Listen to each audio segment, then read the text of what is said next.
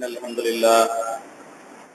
الحمد لله نستعينه ونستغفره ونعوذ بالله من شرور أنفسنا ومن سيئات أعمالنا من يهده الله فلا مضل له ومن يضلل فلا هادي له وأشهد أن لا إله إلا الله وحده لا شريك له وأشهد أن محمدا عبده ورسوله اللهم صل على محمد وعلى آل محمد كما صليت على إبراهيم وعلى آل إبراهيم إنك حميد مجيد اللهم بارك على محمد وعلى آل محمد كما باركت على إبراهيم وعلى آل إبراهيم إنك حميد مجيد رب اشرح لي صدري ويسر لي أمري واحلل عقدة من لساني يفقهوا قولي அல்ஹம்துலில்லாஹ்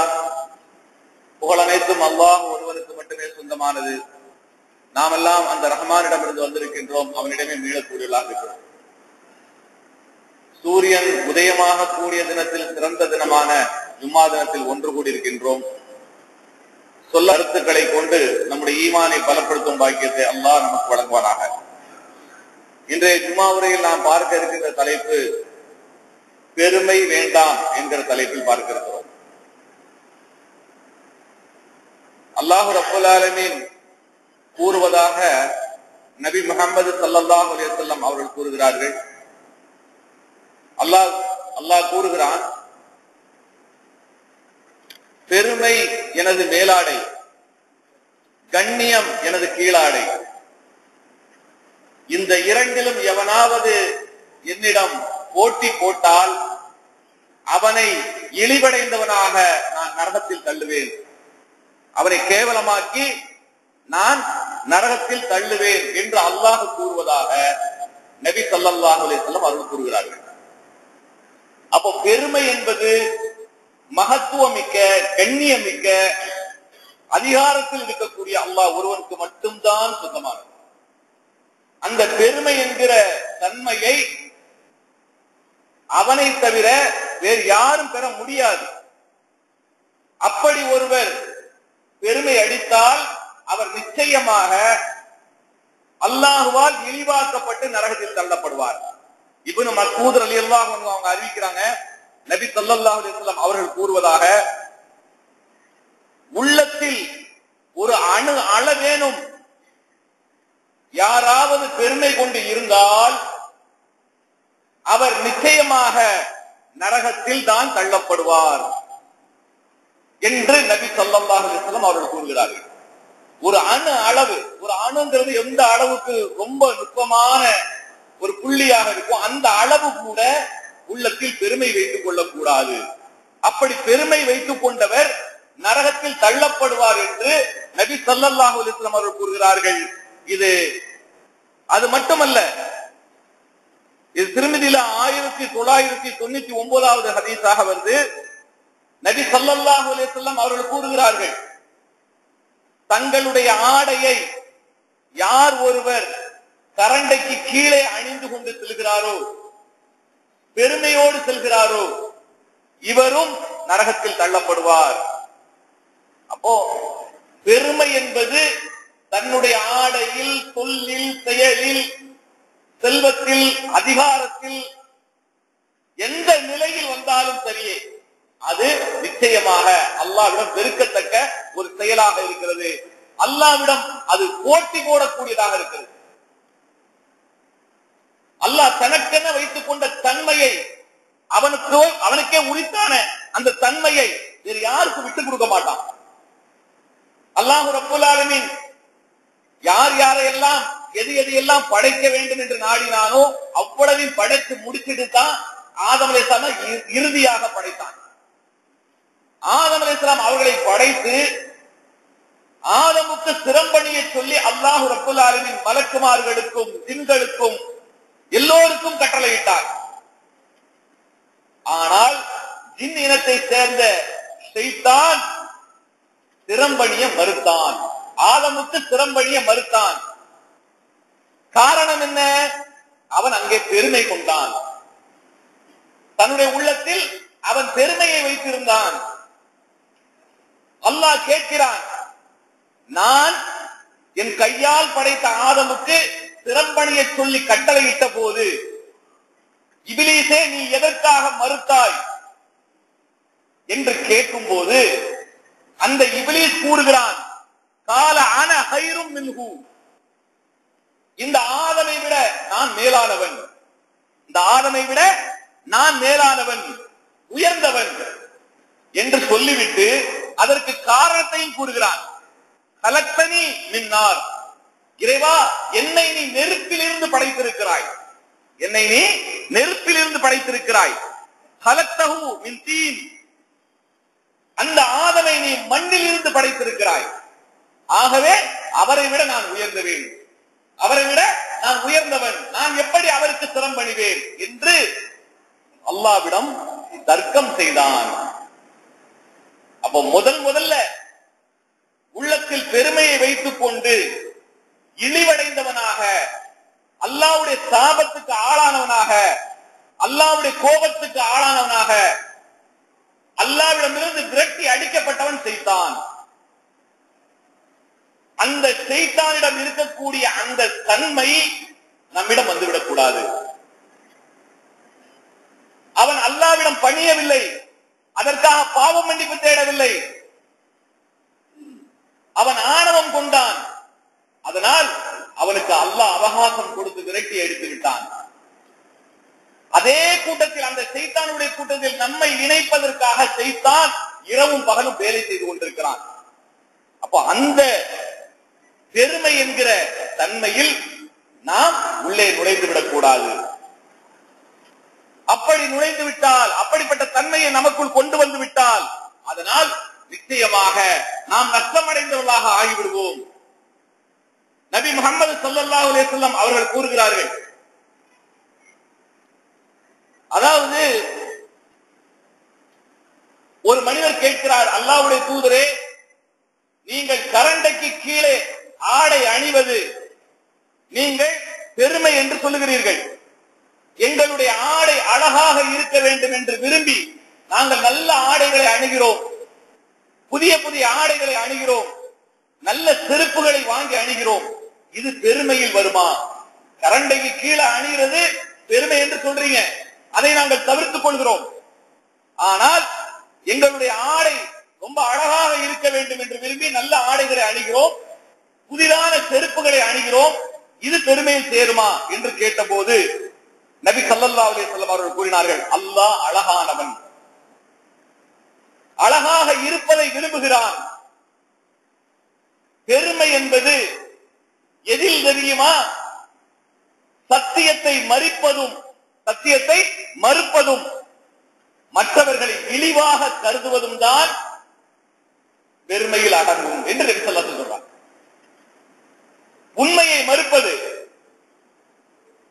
உண்மையை மறுத்து மற்றவர்களை கேவலமாக எண்ணுவது பெருமை என்கிற தன்மையில் வந்து சேர்ந்துவிடும். அப்போ இந்த தன்மை யார்கிட்ட இருந்தது? சைத்தான் இருந்தது. ஆதம் அலைஹிஸ்ஸலாம் அவர்களை இழிவாக கருதினான், சைத்தான் தன்னை பெருமையாக நினைத்தான். அப்படிப்பட்ட எண்ணமோ அப்படிப்பட்ட குணமோ நம்மிடம் வந்துவிடக் கூடாது. அப்படி வந்துவிட்டால் நாம் நஷ்டவாளியாக ஆகிவிடுவோம். இந்த ஹதீஸ் அபூதாவுதுல 4094வது ஹதீஸாக வருது. அப்போ மற்றவர்களை இழிவாக கருதுவது, உண்மையை சத்தியத்தை மறுப்பது பெருமை என்ற நிலையில் நம்மை தள்ளிவிடும். அந்த பெருமை என்ற குணம் நம்மிடம் வரக்கூடாது, நம்மிடம் இருக்கக்கூடாது. அதே போல அல்லாஹ் ரப்பல் ஆலமீன் சிலருக்கு செல்வத்தை அதிகமாக்கி கொடுக்கிறான், சிலருக்கு செல்வத்தை சுருக்கி கொடுக்கிறான். செல்வம் என்பது அல்லாஹ்வின் புறத்தில் இருந்துதான் வருகிறது. நிச்சயமாக நாம் இந்த பூமியில் பிறக்கும் போது எல்லாவற்றையும் எடுத்துக்கொண்டு வரவில்லை, அல்லாஹ் நாடும் போது நமக்கு வாரி வழங்குகிறான். அப்ப இப்படி செல்வம் கொடுக்கப்படக்கூடிய நிலையில் ஒருவர் இருந்தால் அவர் ஒருபோதும் பெருமை கொள்ளக்கூடாது. அல்லாஹ் ரப்பல் ஆலமீன் காரூனுக்கு செல்வத்தை வாரி வழங்கினான். அந்த செல்வத்தினுடைய கஜானா அதனுடைய சாவிகளை சுமப்பதற்கு ஒரு படைக்கே அது பாரமாக இருந்தது என்று அல்லாஹ் குர்ஆன்ல சொல்றான். செல்வத்தினுடைய கஜானாக்களை கூட்டி வைத்திருந்த சாவிகளை சுமப்பதற்கென்று ஒரு படை இருந்தது. அந்த சாவிகளை சுமப்பதே அவர்களுக்கு பெரிய பாரமாக இருந்தது என்று அல்லாஹ் சொல்லி காட்டுறான். அந்த அளவுக்கு செல்வத்தை வாரி வழங்கியிருந்தான் காரூனுக்கு. அவனை சுற்றி இருந்த மக்கள் எல்லாம் அவனுக்கு உபதேசம் செய்தார்கள். காரூனே, அல்லாஹ் உனக்கு செல்வத்தை வாரி வழங்கி இருக்கிறான், நீ ஏழைகளுக்கு அள்ளி கொடு, உன்னிடம் கேட்டு வரக்கூடியவர்களுக்கு வாரி வழங்கு என்று கூறினார்கள். அப்போது அவன் என்ன சொன்னான் தெரியுமா? அந்த காரூன் கூறியதை அல்லாஹ் ரப்புல் ஆலமீன் தன்னுடைய திருமறை சொல்லி காட்டுகிறான். இன்னமா ஊதீதுஹு அலா இல்மின் இந்தி, இந்த செல்வம் எல்லாம் என்னுடைய திறமையால் எனக்கு கிடைத்தது என்று சொல்கிறான். இந்த செல்வம் எல்லாம் என்னுடைய திறமையால் எனக்கு கிடைத்த செல்வங்கள் இதெல்லாம் என்று சொன்னான். அப்ப இப்படி சொல்லி பெருமை அடிக்கக்கூடிய தன்மை இன்றும் நம்மில் பலரிடம் இருக்கிறது. பெற்ற தாயை வைத்து பார்க்கக்கூடிய ஒரு பிள்ளையாக இருந்தால் அவங்க சில சமயங்கள்ல பிள்ளை கோபப்படக்கூடிய அளவுக்கு அந்த தாய் வந்து ஏதாவது பேசிட்டாங்கன்னு சொன்னா, நான் சம்பாதிச்சுதான் நீங்க சாப்பிட்டுக்கிட்டு என் கூட இருக்கிறீங்க, நீங்களா சம்பாதிச்சு கொடுத்து என்ன காப்பாத்துறீங்க, நான் என் உழைப்பை கொண்டு சம்பாதிச்சு நான் முன்னேறி இருக்கிறேன், இப்ப ஏன் சாப்பாடை சாப்பிட்டுக்கிட்டு இருக்கிறீங்க, ஏன் ஒழுங்கா எடுக்க மாட்டேங்கிறீங்க, ஏன் ஏத்து பேசுறீங்க அப்படின்னு சொல்லிட்டாங்க. தாய் முதரை கேவலமாக இழிவாக கருதுவது, தன்னிடம் இருக்கக்கூடிய அந்த செல்வத்தை கொண்டு பெருமை அளிப்பது, இப்படி நிறைய பேர் இந்த குணம் உள்ளே புகுந்து கொண்டிருக்கிறது. சில சமயங்கள்ல குடும்பத்து தலைவரே குடும்பத்தில் உள்ள மனைவி மக்களை பார்த்து சொல்லுகிறார், தன்னுடைய பொறுப்புக்கு கீழே இருப்பவரை பார்த்து சொல்லுகிறார், நான் எல்லாம் உயிரோட இருக்க போய் தான் நீங்களா நல்ல முறையில் இருக்க முடியும், நான் போய் சேர்ந்துட்டோம் சொன்னா நீங்களா அனாதை ஆயிடுவீங்க, நீங்களா ஒண்ணுமில்லாம ஆயிடுவீங்க, எல்லாம் என்னுடைய உழைப்பை கொண்டு என்னுடைய திறமையை கொண்டு நான் சம்பாதித்ததை கொண்டு நீங்க அனுபவிச்சுட்டு இருக்கிறீங்க அப்படின்னு சொல்லக்கூடிய நிலைமையை பார்க்கிறோம். இதெல்லாம் அழிவுக்கு நம்மளை இழுத்து செல்லும். இப்படிப்பட்ட பேச்சுக்கள் நம்மை அழிவின் பக்கமாக அழைத்து செல்லும். அப்ப இந்த காரூன் கூறினான், என்ன சொன்னா, இந்த செல்வம் என்னுடைய திறமையால் என்னுடைய உழைப்பால் எனக்கு கிடைத்தது என்று சொன்னான். இப்படி சொல்லிக்கொண்டு அவன் மிடுக்கோடு அதிகாரத்தோடு அப்படியே நடந்து வரான். உடம்பு ஃபுல்லா நகை அள்ளி போட்டுக்கொண்டு அலங்காரமாக நடந்து வருகிறான். அல்லாஹ் ரப்புல் ஆலமீன் பூமிக்கு கட்டளையிடான், பூமியை பிளந்து கொள் என்று கட்டளையிடான். அப்படி அவன் நின்ன இடம் அப்படி பிளக்குது, அவன் அப்படியே உள்ள இழுக்கப்படுறான். அவன் எங்கெங்கெல்லாம் செல்வம் சேர்த்து வைத்தானோ அந்த செல்வங்களும் அப்படியே பூமிக்குள் புதையுண்டு போகிறது. மக்கள் இதை கண்கூடாக பார்க்கிறார்கள். எந்த மக்கள் அறிவுரை கூறினார்களோ அந்த மக்கள் பார்த்து கொண்டிருக்கிறார்கள். அவர்கள் கண் முன்னால் நடக்கக்கூடிய சம்பவம் இது. அது மட்டுமில்லாம அந்த காரூனுக்கு கொடுக்கப்பட்ட செல்வத்தை போல நமக்கு கொடுக்கப்படக்கூடாதா என்று ஏங்கிக் கொண்டிருந்தவங்களும் அதை பார்த்தாங்க, அந்த காட்சியை. இந்த மாதிரியான நிலைமையை பார்த்துட்டு பேராசைப்பட்டவர்களாம் கூறினார்கள், நல்ல வேளை நாம் இப்படிப்பட்ட மமதைக்காரனை போல ஆகாமல் அல்லாஹ் நம்மை காப்பாற்றினான் என்று கூறினார்கள். அப்போ இந்த பெருமை, செல்வத்தால் வரக்கூடிய பெருமை நிச்சயமாக நம்மை அழிவில் தள்ளிவிடும். நமக்கு பணிவு வேணுமா, இரக்க வேணுமா, செல்வம் உள்ளவர்கள் அதிகமாக தான தர்மங்கள் செய்ய வேண்டும். உற்றார் உறவினர்கள், நண்பர்கள், பாதிக்கப்பட்டவர்கள், ஏழைகள், எளியவர்கள் வாரி வழங்க வேண்டும். அப்படி வழங்கும் போது உள்ளத்தில் இரக்கம் வரும், பணிவு வரும். அப்ப இந்த காரூனை போல நாம் ஆகிவிடக் கூடாது. இந்த காரூனுடைய வரலாற்றை 28வது அத்தியாயம் 78வது வசனத்தில் அல்லாஹ் சொல்லி காட்டுறான். அதே போல அல்லாஹ் ஃபிரௌனுக்கு ஆட்சி அதிகாரத்தை கொடுத்திருந்தான். பூமியில, இந்த பறந்து விரிஞ்ச பூமியில ஒரே ஒரு நாடு, ஒரு சின்ன நாடு, எகிப்து என்கிற ஒரு நாடு. அந்த நாட்டை ஆளக்கூடிய ஆட்சியாளனாக, அந்த எகிப்தினுடைய அரசனாக இந்த பிரவுன் இருந்தான். நைல் நதிக்கு மேலே தன்னுடைய மாளிகையை, அரசாங்கத்தை அமைத்திருந்தான். மக்களை பார்த்து கூறினான், அன ரப்புக்குமுல் ஆலா, நான் தான் உங்களின் மேலான இறைவன், வேறு இறைவன் கிடையாது என்று கூறினான். அதாவது ஒரு ஊரு, ஒரு நாடு, ஒரு நகரம், இதை ஆட்சி அதிகாரத்தில் வைத்துக் கொள்ளக்கூடிய ஒரு மனிதன் இப்படி பிதற்றுகிறானே, இப்படி பெருமையோடு பேசுகிறானே, இந்த அகிலத்தை கட்டி ஆளக்கூடிய, அடக்கி ஆளக்கூடிய அல்லாஹ் எவ்வளவு பெருமை வாய்ந்தவர். நம் கண்ணுக்கு முன்னால் தெரியக்கூடியவை, நம் கண்ணுக்கு முன்னால் தெரியாதவை, நாம் பார்ப்பவை அனைத்தையும் தன்னுடைய கட்டுப்பாட்டில் வைத்திருக்கிறானே, அவன் எவ்வளவு தூய்மையானவன், எவ்வளவு பெருமைக்குரியவன், எவ்வளவு கண்ணியமானவன். அந்த கண்ணியத்தோடு நாம் போட்டி போடலாமா? ஃபிரௌன் கூறினான், நான் தான் அன ரப்புக்குமுல் ஆலா, நான் தான் இறைவன், என்னை விட வேளாண் இறைவன் உங்களுக்கு கிடையாது என்று கூறினான். எவ்வளவு பெரிய ஆணவ பேச்சு, எவ்வளவு பெரிய திமிரான பேச்சு. அப்போ அவன் அந்த ஆணவத்தில் அப்படி சொல்லிட்டு மேலும் சொல்லுகிறான், தனக்கு கீழே இருக்கக்கூடிய மக்களை பார்த்து கூறுகிறான், தன்னுடைய தளபதிகளை பார்த்து கூறுகிறான், மூசா ஒரு சின்ன கூட்டத்தை வைத்துக் கொண்டு நம்மை பயமுறுத்தி விட்டார். நம்ம எவ்வளவு பெரிய படைபலத்தோடு இருக்கிறோம், எவ்வளவு பெரிய அதிகாரத்தோடு இருக்கிறோம், நாம் எவ்வளவு பெரிய சர்வாதிகாரம் படைத்தவராக இருக்கிறோம், நம்மளையே அவர் தீண்டி பார்த்தார். அதனால மூசாவை நீங்கள் குறை செய்யக்கூடாது, மூசாவை நான் தான் குறை செய்வேன். அந்த நிலையில் நான் அவரை பிடித்து கொலை செய்யும் பொறுப்பு என்னிடம் இருக்கிறது, அதை யாரும் எடுத்துக்கொள்ளாதீர்கள். இப்போது நாம் ரொம்ப கண்காணிப்பாக இருக்கிறோம், ரொம்ப உஷாராக இருக்கிறோம் என்று பேசிக் கொண்டார் அந்த ஃபிரௌன். பிறகு தன்னுடைய படை பட்டாளங்கள் அனைத்தையும் எடுத்துக்கொண்டு, மக்களை எல்லாம் திரட்டிக் கொண்டு மூசா அலைஹிஸ்ஸலாம் அவர்களை கொலை செய்வதற்காக புறப்பட்டு சென்றான். அவன் சென்றது, அவன் எண்ணியது, அவன் உள்ளத்தில் நாடிய விஷயங்களை அல்லாஹ் சொல்லி காட்டுகிறான். அவன் நினைத்தது என்ன நினைச்சான்? நான் மூசாவை இன்று கொலை செய்ய போகிறேன் என்று கிளம்பினான். ஆனால் அல்லாஹ் தன்னுடைய திருமலை சொல்லி காட்டுகிறான், ஃபிரௌன் தன்னுடைய கோட்டையை விட்டுவிட்டு, தன்னுடைய செல்வத்தை விட்டுவிட்டு, தன்னுடைய அதிகாரத்தை விட்டுவிட்டு மரணத்தை நோக்கி வெளியேறி வந்தான் என்று அல்லாஹ் சொல்லி காட்டுகிறான். அவனுக்கு தெரியல, தானே ரப் என்று சொன்ன அந்த ஃபிரௌனுக்கு தெரியவில்லை, நாம் மரணத்தை நோக்கி வெளியே கிளம்பிக் கொண்டிருக்கிறோம் என்று அவனுக்கு தெரியல. அல்லாஹ் வெளியே வர வைக்கிறான், அவனுடைய கோட்டை விட்டு வெளியில் வர வைக்கிறான். கோட்டையிலிருந்து வெளியேறி வந்தான். செங்கடலில் அவனுக்கு முடிவு கட்டி வைத்திருந்தான் அல்லாஹ்.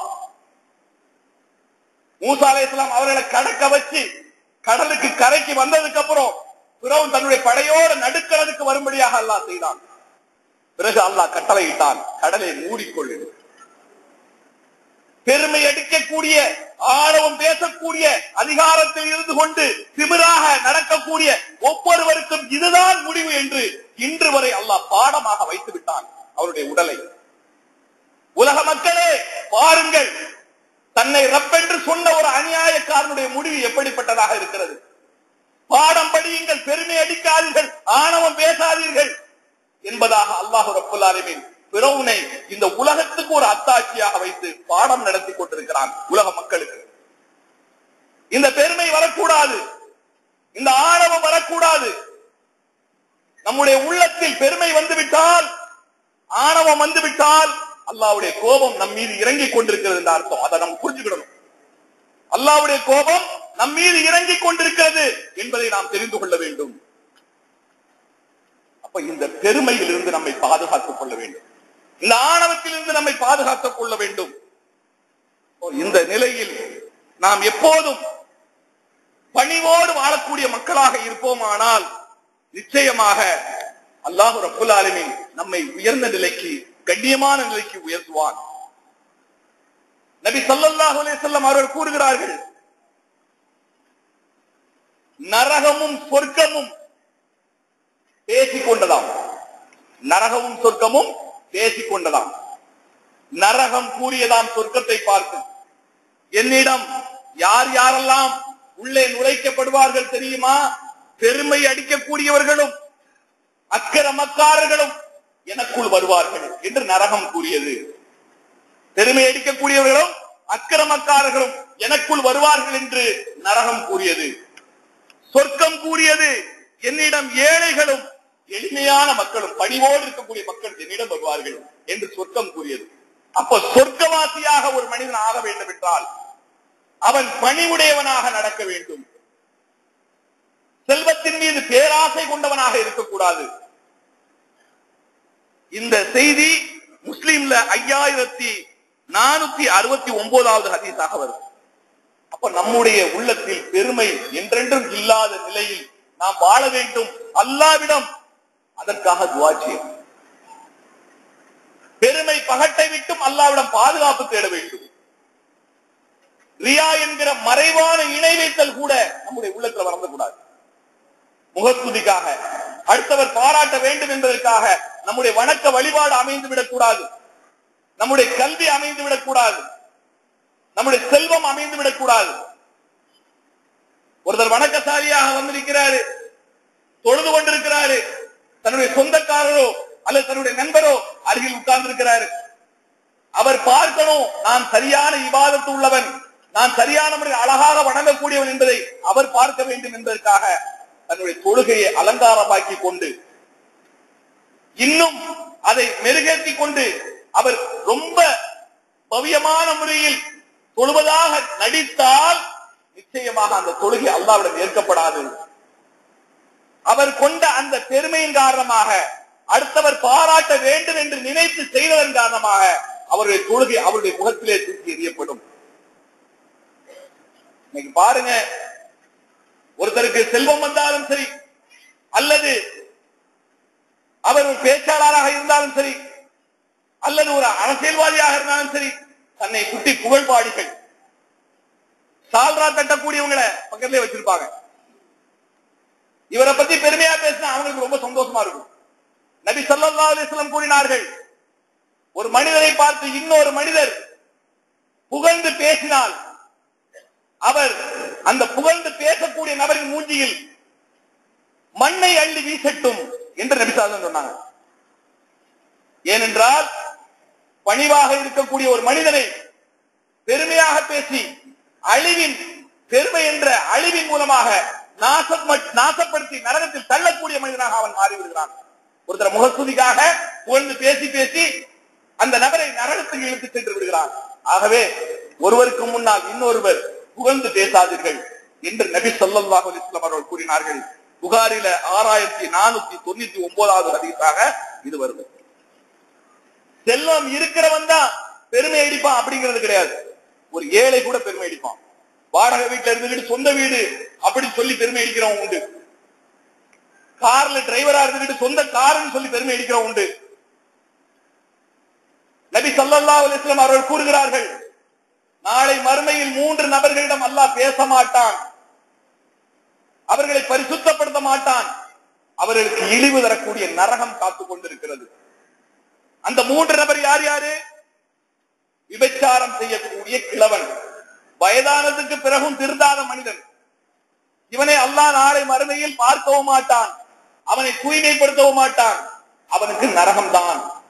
2வது நபர் பொய் சொல்லக்கூடிய ஆட்சியாளர், இவனையும் அல்லாஹ் நாளையில் பார்க்க மாட்டான், அவனோடு பேச மாட்டான், அவனை தூய்மைப்படுத்த மாட்டான், அவனுக்கு நரகம்தான். 3வது நபர் பெருமை அடிக்கக்கூடிய ஏழை,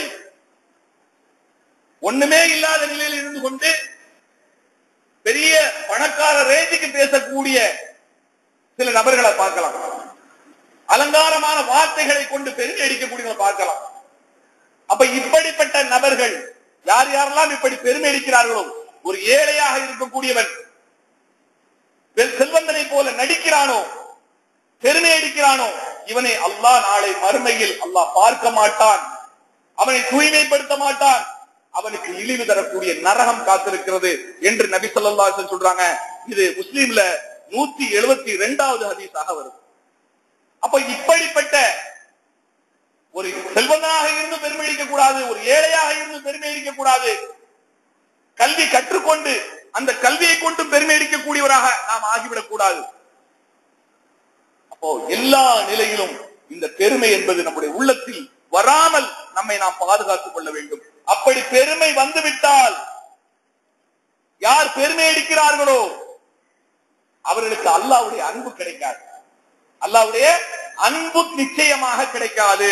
அல்லாஹ் ரப்புல் ஆலமீன் 4வது அத்தியாயம் 36வது வசனத்தில் அல்லாஹ் சொல்லி காட்டுகிறான், இன்னல்லாஹ லா யுஹிப்பு மன் கான முக்தாலின் ஃபகூர். நிச்சயமாக அல்லாஹ் கர்வமுடையோரையும் யார் பெருமை அடிக்கிறார்களோ அவர்களையும் அல்லாஹ் நேசிக்க மாட்டான். கர்வமுடையவர்கள், வீண் பெருமை அடிப்பவர்கள், இவர்களை அல்லாஹ் நேசிக்கவே மாட்டான் என்று தன்னுடைய திருமறையில் அல்லாஹ் சொல்லி காட்டுகிறான். ஆகவே இந்த மாதிரியான நிலை வந்துடக்கூடாது. அல்லாஹ் ரப்பல் ஆலமீன் இன்னொரு இடத்துல சொல்லி காட்டுறான், நீங்கள் பெருமை அடிக்காதீர்கள், உங்களால் வானத்தில் அளவுக்கு உயர்ந்து விடவும் முடியாது, ஒரு மலை அளவுக்கு உங்களால் உயர்ந்து விட முடியாது, பூமியை உங்களால் பிளந்து விட முடியாது, அந்த ஆற்றல் உங்களுக்கு கிடையாது. ஆகவே நீங்கள் பெருமை அடிக்காதீர்கள் என்று அல்லாஹ் ரப்பல் ஆலமீன் 17வது அத்தியாயம் 37வது வசனத்துல அல்லாஹ் சொல்லி காட்டுறான். பெருமை என்பது எந்த நிலையிலும் நம்மிடம் வராமல் நம்மை நாம் பாதுகாத்துக் கொள்ள வேண்டும். அல்லாஹ் ரப்பல் ஆலமீன் நபிமார்கள் சில பேரை தேர்ந்தெடுத்து அந்த நபிமார்களுக்கு பெரிய அதிகாரத்தை கொடுத்தா, செல்வத்தை கொடுத்திருக்கிறார். அவங்கள எவ்வளவு பணிவாக இருந்தாங்க அல்லாஹ் தனது திருமறை சொல்லி காட்டுகிறார். துல்கர்னை என்கிற நபி உலகத்தினுடைய சூரியன் உதயமாக கூடிய இடத்திலிருந்து கிளம்பி சூரியன் மறையும் இடம் வரைக்கும் பயணம் செய்தவர். பூமியினுடைய எல்லா பகுதிகளுக்கும் பயணம் செய்த ஒரு நபி துல்கர்னை. அவருக்கு எல்லா விதமான அருளையும் அல்லாஹ் வாரி வழங்கியிருந்தான். அவர் சொல்லுகிறார்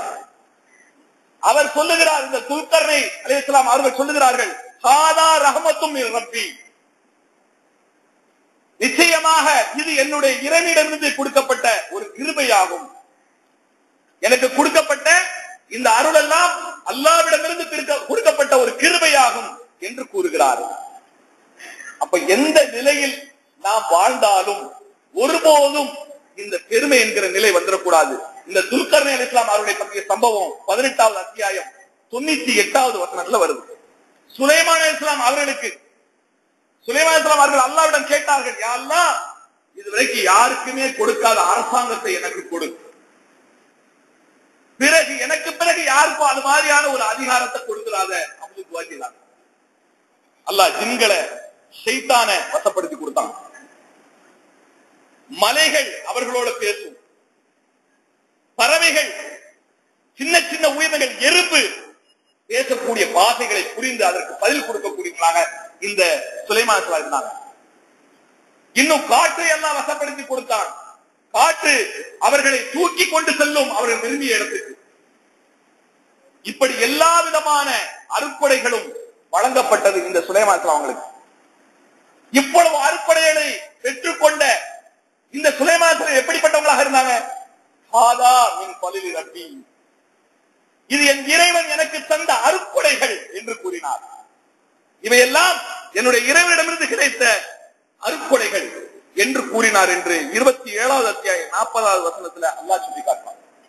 அப்ப நம்முடைய உள்ளத்தில் ஒருபோதும் பெருமை வந்துவிடக் கூடாது. அப்ப நபிமார்கள் எல்லாம் நமக்கு முன்னால் வாழ்ந்து காட்டிய இந்த பணிவு நம்மிடம் இருக்க வேண்டும். செல்வம் வந்தால் பணிவு வர வேண்டும், அதிகாரம் வந்தால் பணிவு வர வேண்டும், கல்வியில் மிகச்சிறந்த அளவுக்கு மேன்மைப்பட்டாலும் பெருமை வரக்கூடாது, பணிவு வர வேண்டும். அப்ப அந்த பணிவுதான் நம்மை கண்ணியமாக வாழ வைக்கும். அந்த பணிவு இல்லை என்றால் இம்மை மறுமையில் கேவலத்தை இழிவையும் அல்லாஹ் காட்டி விடுவான். அதிலிருந்து நம்மை நாம் பாதுகாத்துக் கொள்ள வேண்டும். நபி முஹம்மது ஸல்லல்லாஹு அலைஹி வஸல்லம் அகிலத்தினுடைய அருட்கொடையாக அனுப்பப்பட்ட நபி, உலகத்துக்கே நபி, உலகம் அழியும் வரை இவர்கள் தான் நபி. இந்த நபி எப்படி வாழ்ந்தாங்க? எப்படிப்பட்ட பணிவோடு இருந்தாங்க? என்னைக்காவது தன்னுடைய அதிகாரத்தை பயன்படுத்தி இருக்கிறாங்களா? நபி தோழர் அனஸ் ரலியல்லாஹு அன்ஹு அறிவிக்கிறாங்க, அகமதுல வரக்கூடிய செய்தி, ஒரு சபையில் நாங்கள் அமர்ந்திருப்போம், நபி ஸல்லல்லாஹு அலைஹி வஸல்லம் அந்த சபையில் நாங்கள் அமர்ந்திருக்கும் போது உள்ளே வருவார்கள். நாங்கள் யாரும் எழுந்திருக்க மாட்டோம். ஏனென்றால் இந்த நபி தனக்காக யாரும் எழுந்திருப்பதை விரும்ப மாட்டார்கள். தனக்காக யாரும் எழுந்திருப்பதை விரும்ப மாட்டாங்க. இன்னைக்கு இருக்கக்கூடிய சின்ன சின்ன பொறுப்பில் இருக்கக்கூடியவங்க கூட தன்னுடைய ஆபீஸ்ல இருக்கக்கூடிய மக்கள் உள்ள தலைவர் அந்த கேப்டன் உள்ள நுழைந்தார்னா உடனே எழுந்திருக்கணும். இப்படிப்பட்ட பெருமைக்காரர்களாக இன்று இருக்கிறாங்க. ஒரு சாதாரண கவுன்சிலரா இருந்தாலும் சரி, அல்லது வேற வேற அதிகாரத்தில் இருக்கக்கூடிய நபராக இருந்தாலும் சரி, தனக்கு கீழே இருக்கக்கூடியவர்கள் தான் வந்தால், தான் அவர்களுக்கு முன்னால் வந்தால் உடனே எழுந்திருச்சு நின்று மரியாதை செலுத்த விரும்புறாங்க. ஆனால் அகிலத்தினுடைய அருட்கொடையாக அனுப்பப்பட்ட முஹம்மது ஸல்லல்லாஹு அலைஹி வஸல்லம் தனக்கு முன்னால் தான் வருவதை பார்த்து மரியாதை நிமித்தமாக எழுந்து நிற்பதை ஒருபோதும் விரும்பவில்லை. ஒருபோதும் விரும்பவில்லை. அது மட்டுமல்ல, இந்த நபி இன்னும் எப்படிப்பட்டவங்களாக இருந்தாங்கன்னு சொன்னா, ஒரு முறை நபி தோழர் முஆது பின் ஜபல் ரலியல்லாஹு அன்ஹு வந்து கேட்கிறாங்க, அல்லாஹ்வுடைய தூதரே, பாரசீக மன்னர்களை பார்த்திருக்கிறோம், அவர்களுக்கெல்லாம் அங்கு உள்ள மக்கள் அந்த மன்னருக்கு கீழே காலில் விழுந்து தாஸ்தானமாக விழுந்து சிரம் பணிகிறார்கள். உண்மையிலேயே நீங்கள் அகிலத்தினுடைய அருட்கொடையாக உலக மக்களுக்கெல்லாம் ஒரு தூதராக வந்திருக்கிறீங்க. காலில் விழுறதுக்கு தகுதியானவங்க நீங்க தான். உங்க காலில் விழலாமா? நாங்க உங்க காலில் விழுந்து ஆசீர்வாதம் வாங்கலாமா? உங்க காலில் விழலாமா அப்படின்னு கேட்கிறாங்க. நபி முஹம்மது ஸல்லல்லாஹு அலைஹி வஸல்லம் சொன்னாங்க, ஒரு மனிதன் இன்னொரு மனிதருக்கு சிரம்பணிய வேண்டும் என்று இடுவதாக இருந்தால் கணவனுக்கு மனைவி சிரம்பணிய வேண்டும் என்று நான் சொல்லி இருப்பேன். அதற்கு கூட இந்த மார்க்கத்தில் அனுமதி கிடையாது அப்படின்னு சொன்னாங்க. அப்போ ஒருபோதும் தனக்காக யாரும் சிரம்பணிந்து நிற்பதை நபி ஸல்லல்லாஹு அலைஹி வஸல்லம் விரும்பவில்லை. இந்த மார்க்கமும் விரும்பவில்லை. அப்படிப்பட்ட பணிவை, அப்படிப்பட்ட அடக்கத்தை இந்த மார்க்கம் நமக்கு கற்று தந்திருக்கிறது. நம்மிடம் அந்த பணிவு இருக்கிறதா என்பதை நாம் சிந்தித்து பார்க்கிறோம்.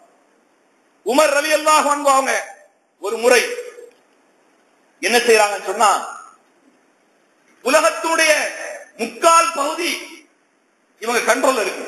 யாருடைய கண்ட்ரோல்ல? உமர் ரலியல்லாஹு அன்ஹு கண்ட்ரோல்ல இருக்கு. அவங்க தான் அன்றைக்கு அமீருல் மூமினீன், மூமின்களுடைய தலைவராக இருந்தவர்.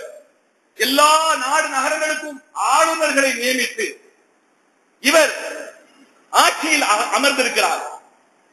ஒரு முறை என்ன செய்யறாருன்னு சொன்னா, மக்களை எல்லாம் பள்ளிவாசலுக்கு கூப்பிடுறாரு. பள்ளிவாசல் கூப்பிட்டு பள்ளிவாசல் நிக்க வச்சுட்டு பிம்பர் மேலே ஏறி நின்று உரை நிகழ்த்துகிறார். இந்த உமர் ரலியல்லாஹு அன்ஹு என்ன சொல்றார் தெரியுமா? மக்களே, இந்த உமர் எப்படிப்பட்டவன் தெரியுமா? தெரிந்து கொள்ளுங்கள். நான் ஒரு காலத்தில் என் மாமியிடம் ஆட்டு இடையனாக, ஆடு மேய்ப்பவனாக வேலை பார்த்திருக்கிறேன். காலையில் ஆடு மேய்க்க சென்று மாலையில் நான் களைத்து போய் வருவேன். எனக்கு சில பேர்த்தம்பழங்கள் அல்லது கொஞ்சம் கோதுமை எனக்கு கிடைக்கும். இதுதான் என்னுடைய நிலை. இப்படி இருந்தவன் தான் இந்த உமர் என்று சொல்லிவிட்டு கீழே இறங்கி விடுகிறார். மக்களுக்கெல்லாம் ஒரே ஆச்சரியம். என்ன இந்த உமர் எல்லாரையும் அழைத்தாங்க, இப்படி நின்று பேசிட்டு விருது இறங்கி போறாங்களே அப்படின்னு ஆச்சரியமா இருக்கு. அப்துல் ரஹ்மான் இப்னு அவுஃப் ரலியல்லாஹு அன்ஹு கேட்கிறாங்க, என்ன உமரே, நீங்க மூமின்களுடைய தலைவராக இருக்கிறீங்க, இவ்வளவு பெரிய ஆட்சி அதிகாரத்தில் இருக்கிறீங்க, உங்களுக்கு அல்லாஹ் மிகப்பெரிய கண்ணியத்தை உயர்வு தந்திருக்கிறான், நீங்க ஏன் உங்களை தாழ்வாக பேசுறீங்க? மக்கள்கிட்ட உங்களுடைய தன்மையா தாழ்த்தி பேசுறீங்க அப்படி சொல்லி கேட்ட போது உமர் ரலியல்லாஹு சொல்றாங்க, அப்துல் ரஹ்மானே, என்னுடைய உள்ளம் என்னை பார்த்து கூறியது, என் உள்ளம் என்னை பார்த்து கூறியது, உமரே,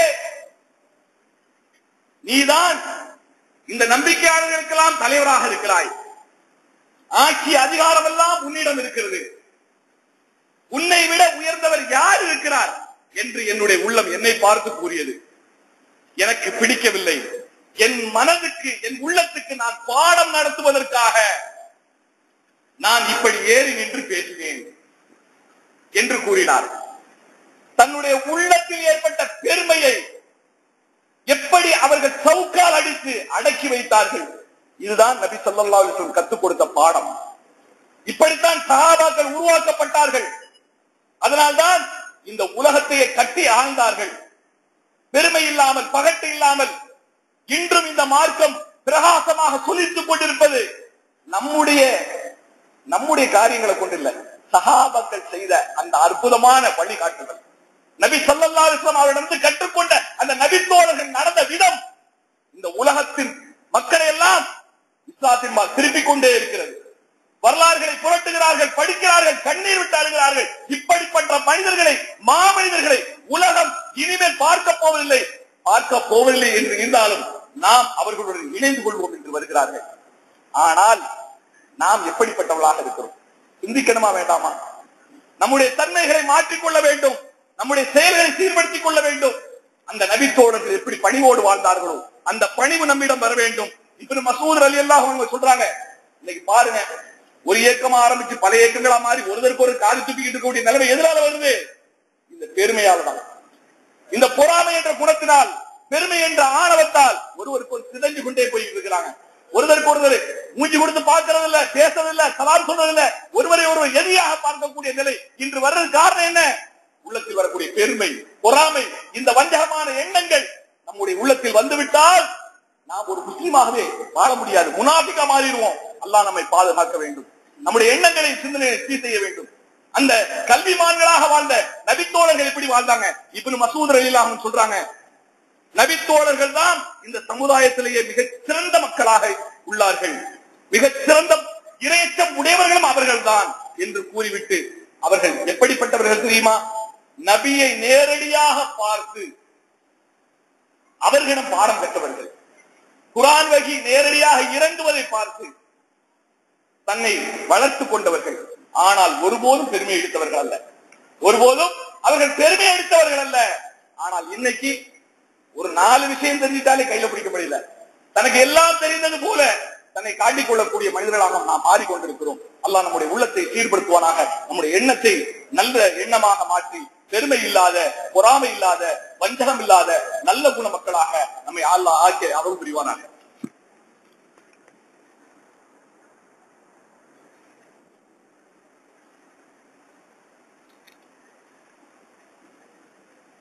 அல்ஹம்துலில்லாஹி ரப்பில் ஆலமீன்.